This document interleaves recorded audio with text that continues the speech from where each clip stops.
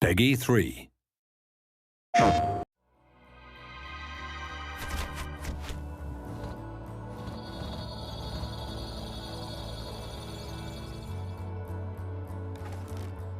When we first found out about PlayStation 4 and the features of the platform, we were really pleasantly surprised that they completely synced up with what we had in mind for DriveClub. It was almost a perfect storm, if you like. We had this desire to return back to realistic racing.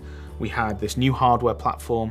It was just nice to finally align with both the platform and our own desires as a studio and try and kind of bring that game to life.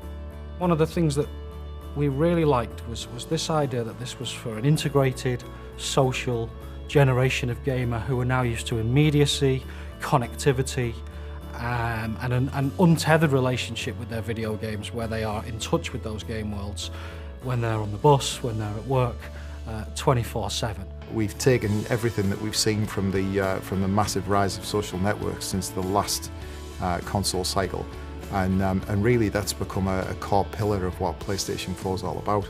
So, you know, DriveClub really works on that level better than anything else you've ever played. We wanted to create a community, a genuine, living, breathing community. So when it came to looking at how we tackle that from a DriveClub perspective, you know, what did community mean to us? It meant that you had to have the ability for players to race both competitively but also collaboratively.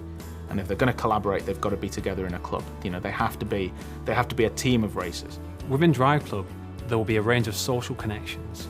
So you'll immediately be able to see all of your PlayStation Network friends, but then you'll also be able to see all of your friends and their connections within inside the game. So you'll be able to see how your friends are connected to other people.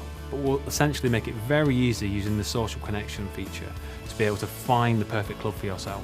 What we want to achieve with DriveClub is basically a game which transcends the standard racing experience. We want to make it so that it's motivated and driven by the community itself. So it's very much a case of players getting involved, creating their own events, and actually building a community around the tools that we offer them. So at the core of DriveClub, you have the ability to, anything that you do in the game, any time that you set, any score that you set, you can bundle that up as a challenge and then send it to friends, club mates, even complete strangers. You know, you can pass this data on to them and say, look what I did, I dare you to beat it. Challenges are not just to send and forget.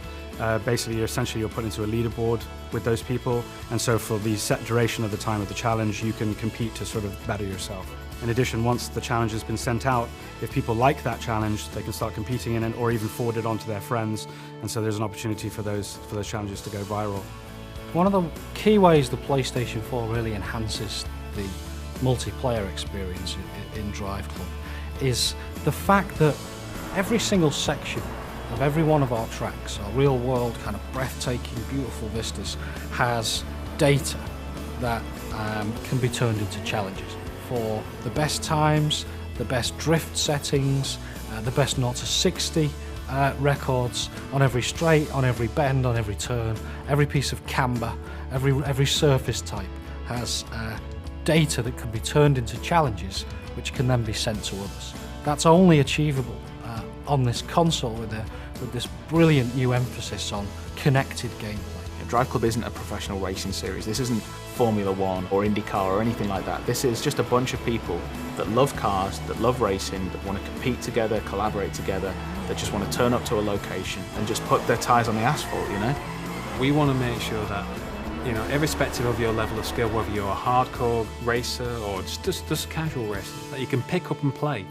But it has those layers of depth inside there, so if you are a skilled player, you can shave off those tenths of a seconds per lap. But if you are a casual player, you can pick it up and play and still post a good lap time.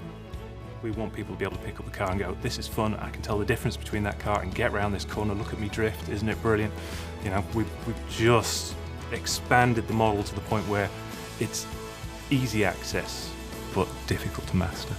It's very much a case of everything that we do in this game is going to make the player feel cool. We want to actually make people understand the fact that this isn't a hardcore racer. It's not a simulation in any way, shape or form.